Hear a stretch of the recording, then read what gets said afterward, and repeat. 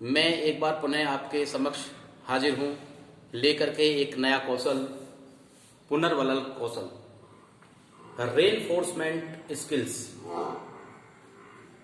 पुनर्बलन कौशल, reinforcement skill is a very important skills for students. पुनर्बलन कौशल एक ऐसा कौशल है जिसके माध्यम से हम बच्चों में एक नवीन ऊर्जा का सृजन कर सकते हैं।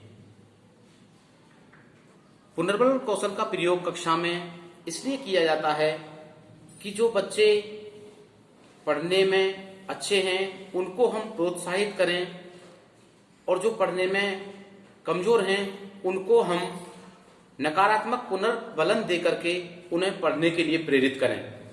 पुनर्बलन कौशल शैक्षिक प्रक्रिया का एक महत्वपूर्ण कौशल है, क्योंकि कक्षा में शिक्षण करते समय एक अध्यापक के लिए ये बहुत ही जरूरी है कि वह पुनर्बलन कौशल का प्रयोग आवश्यक रूप से करें।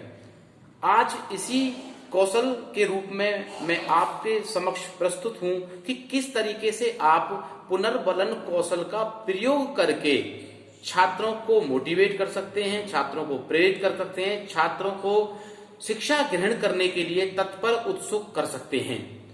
इस कौशल के माध्यम से वास्तव में भी देखा जाए तो छात्रों को एक संजीवनी सी मिलती है और वह सीखने के लिए इच्छुक और उत्सुक भी होते हैं।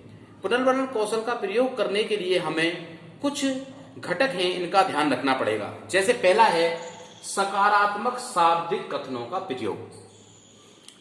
जब प्राय कक्षा में हम पढ़ा रहे होते हैं तो हम सकारात्मक शाब्दिक कथनों का प्रयोग करें।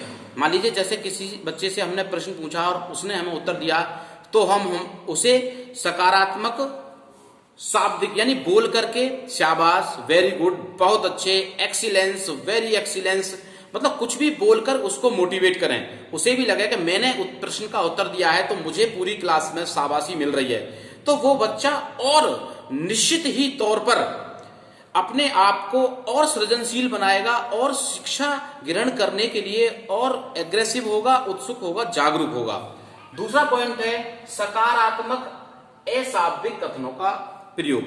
कई बार कक्षा में ऐसा होता है कि जब हम प्रश्न पूछते हैं तो हम कई बार बोलने की स्थिति में नहीं होते या बोलना नहीं चाहते, तो हम कई बार उसका रेस्पॉन्स यानी कि नॉन वर्बल, हम उसका रेस्पॉन्स, जैसे किसी बच्चे ने प्रश्न का उत्तर दिया तो हमने गर्दन हिला दी, वेरी गुड, या कोई इशारा कर दिया, एक्सीलेंट, शाबाश, बहुत अच्छे। इस तरीके से कोई भी नॉन वर्बल पॉजिटिव रेनफोर्समेंट देते हुए हमने उस बच्चे को मोटिवेट कर दिया।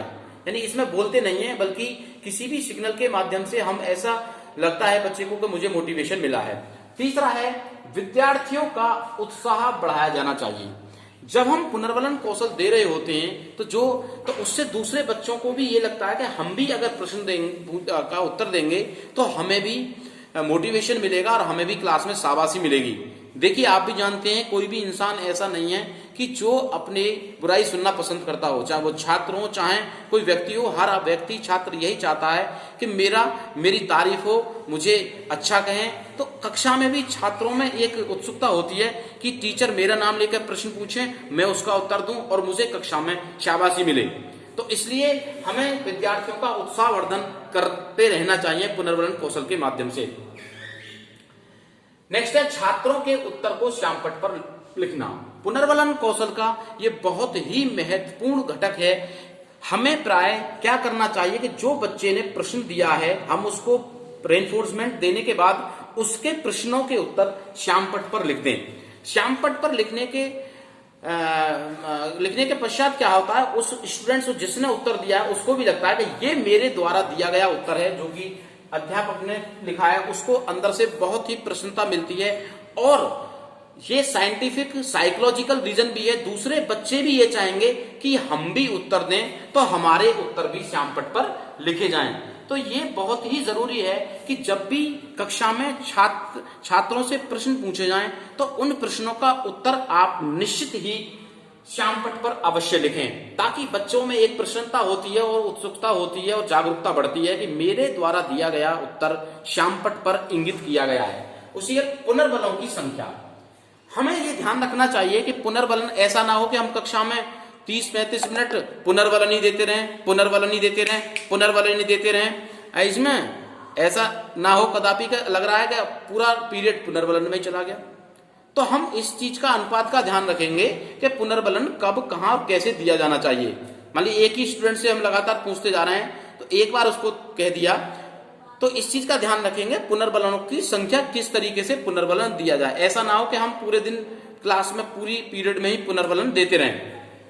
उसी क्रम में एक है नकारात्मक शाब्दिक कथनों का प्रयोग। जिस प्रकार सकारात्मक शाब्दिक कथनों का प्रयोग था, शाबाश, बहुत अच्छे, वेरी गुड, उसी क्रम में नकारात्मक शाब्दिक कथनों का प्रयोग होता क्या है, जब बच्चे क्लास में पढ़ते नहीं हैं, शरारत करते हैं, तो हमें नकारात्मक नेगेटिव पुनर्वलन उन्हें देना पड़ता है। उन्हें डांटना पड़ता है, फटकारना पड़ता है, उनको सही दशा देने के लिए, हमें मोटिवेट करने के लिए उन्हें डांटना पड़ता है। उसे हम नकारात्मक शाब्दिक, हम मुंह से कह करके कोई नकारात्मक कह रहे हैं, पढ़ते नहीं हो, पढ़ना चाहिए, इस तरह से जो कहें उसको नकारात्मक शाब्दिक पुनर्वलन कहा जाता है। नकारात्मक अशाब्दिक कथनों का प्रयोग, कई बार ऐसा होता है कि हम क्लास में पढ़ा रहे होते हैं और बच्चे प्रश्नों का उत्तर नहीं देते, तो कई बार हम उसको आंख दिखा देते हैं, ऐसा कर देते हैं, यानी बोलते नहीं है लेकिन हम नेगेटिव रेनफोर्समेंट उसको देते रहते हैं। तो ये क्या है, ये है पुनर्वलन कौशल, रेनफोर्समेंट स्किल्स। तो अगर हम इन कौशलों का प्रयोग अपनी कक्षा में शिक्षण करते समय करेंगे तो निश्चित ही हम एक अच्छे शिक्षण प्रक्रिया संचालित कर सकते हैं। लेकिन साथ ही साथ मैं यहाँ पर एक थोड़ा सा बिंदु पर और थोड़ा सा इंगित करना चाहूंगा। जैसा आपको विदित है कि आजकल बच्चे को डांटना, फटकारना, नकारात्मक और दंडात्मक प्रक्रिया according to high court stay मतलब एक तरह से रोक है। इसलिए आप नकारात्मक पुनर्वलन का प्रयोग कक्षा में बहुत ही सावधानी पूर्वक करें। किसी भी प्रकार का ऐसा, क्योंकि आजकल ऐसा प्रचलन है कि आप बच्चे को कुछ भी नहीं बोलेंगे, नकारात्मक नहीं बोलेंगे, साइकोलॉजिकल इफेक्ट हो जाता है। तो आप जब भी पुनर्वलनों का प्रयोग करेंगे तो नकारात्मक पुनर्वलन का प्रयोग ना करें और ऐसी स्थिति पैदा ना करें कि आपके सामने कोई समस्या हो जाए। धन्यवाद।